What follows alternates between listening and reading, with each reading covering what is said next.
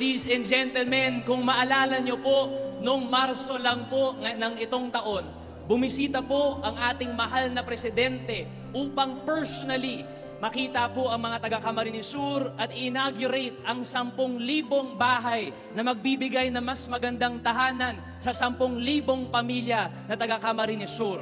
Ngayon po, 6 months later, bumalik po ang ating mahal na Pangulo dito sa Camarines Sur para magbigay ng mas madami pa pong tulong. Palakpan po natin ang ating mahal na Pangulo.